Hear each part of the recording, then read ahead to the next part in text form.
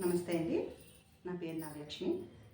ఈరోజు నేటి యువతరం గురించి మంచి మాట. నేటి యువతరం చాలా ఇంటెలిజెంట్, చదువు, క్రియేటివిటీ, టాలెంట్ అన్ని విషయాల్లో కూడా చాలా బాగా సాధిస్తున్నారు. మొబైల్కి ఎక్కువగా ఎడిక్ట్ అయిపోతున్నారు. ఎందుకనంటే తల్లిదండ్రులు, పెద్దవాళ్ళంటే రెస్పెక్ట్ తగ్గిపోతుంది. మీ రియల్ లైఫ్ని రీల్ లైఫ్గా చేసేసుకుంటున్నారు. వాళ్ళు అలా చేసుకోకూడదని నా మనవి ఏంటంటే, మనము మొబైల్ వాడాలి, వాడకుండా ఉండకూడదు, వాడుకోవాలి, అవసరాన్ని మించి చేయకూడదు. చేసి తర్వాత నేటి యువతరం ఎక్కువగా చదవటం, రాయటం, ఏదైనా అనుకుంటే సాధించటం, ఇది గుడ్ డెసిషన్. ఇలాగే ఉండాలి. ప్రతి బిడ్డ కూడా ఇలాగే సాధించాలి. కాకపోతే తల్లిదండ్రులకి, పెద్దవాళ్ళకి కొద్దిగా ఎక్కువ గౌరవం ఇవ్వాలని వేడుకుంటున్నాను. ఎందుకనంటే చిన్నపిల్లలు కాదు మీరు.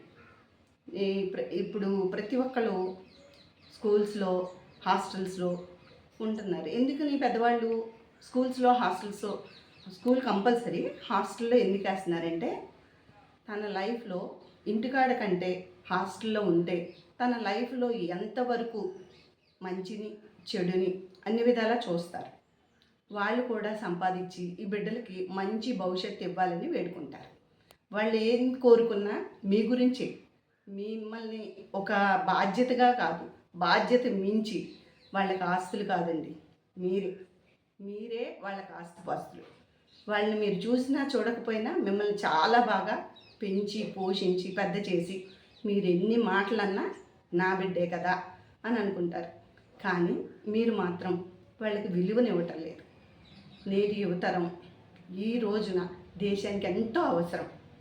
మీ యొక్క భవిష్యత్తుని పాడు చేసుకోవద్దు. ఎందుకనంటే ప్రతి మనిషి కూడా పెద్దలకి విలువ, గౌరవం, తల్లిదండ్రులకి, మన దేవుడి కంటే ఎక్కువ తల్లిదండ్రులేనండి. వాళ్ళకి విలువిస్తే ముక్కోటి దేవతల్ని పూజించినట్టే. నా టాపిక్ ఏంటంటే నేటి యువతర దేశానికి చాలా భవిష్యత్తు. వాళ్ళు కూడా బాగుండాలి, దేశం కూడా బాగుండాలి. ఇది అమ్మ మాటగా నేను ఏదైనా తప్పు మాట్లాడితే క్షమించాలని వేడుకుంటూ నమస్కారం. ఈ సబ్జెక్టు మీకు నచ్చినట్లయితే లైక్ చేయండి, షేర్ చేయండి, సబ్స్క్రైబ్ చేసుకోండి. ధన్యవాదాలు.